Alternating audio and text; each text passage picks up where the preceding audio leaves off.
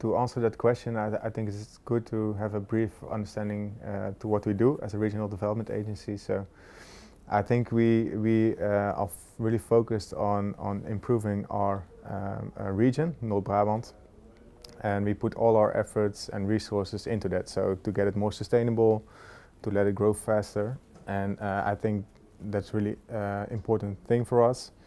So our objectives, also relating to your question, I think they are set in multi-year plans. So for instance, next year is the start of a new multi-year plan for us. And we really try to focus on the objectives that are formed in those multi-year plans.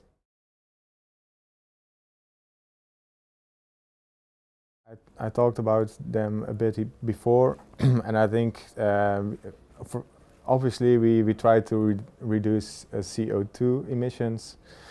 Obviously we try to make ecosystems more circular, and important part for us as well is the digitization of ecosystems and companies.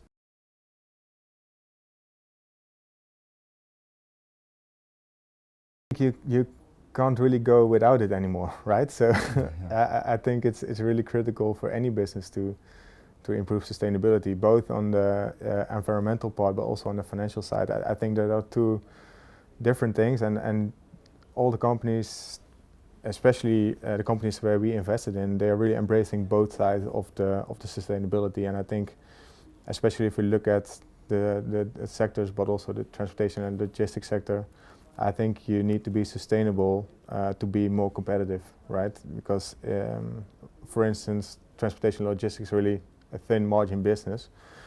And if you don't innovate and really focus on sustainability, you can't compete with other companies because you don't have the funds and the resources to do that.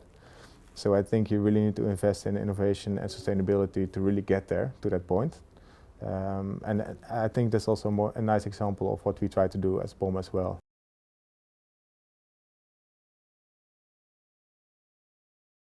Yeah, so we are really changing a bit.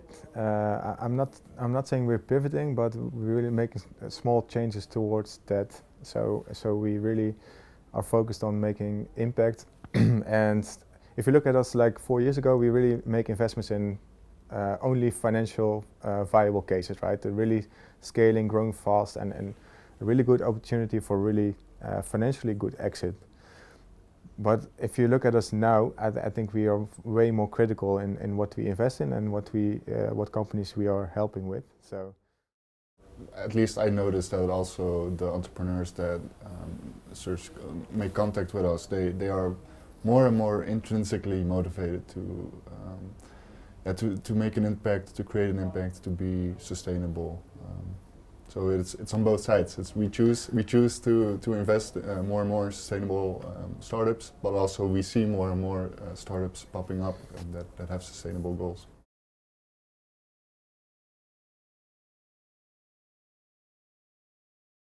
I think there are a lot of companies active in this space, but I think the positioning of ChainCargo is unique, and their business model, and I think.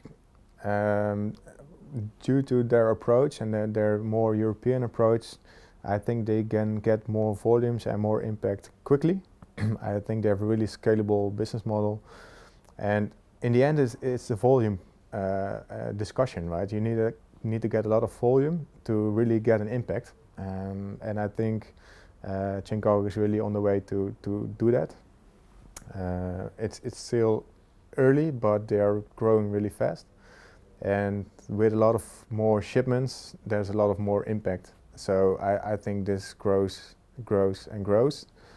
So ChainCargo is really a perfect fit with our objectives, and I think that can really solve the problem the market has with the empty trucks, and like 30-40% of the trucks that are driving empty. And I think ChainCargo can play a key role in that, especially in Europe.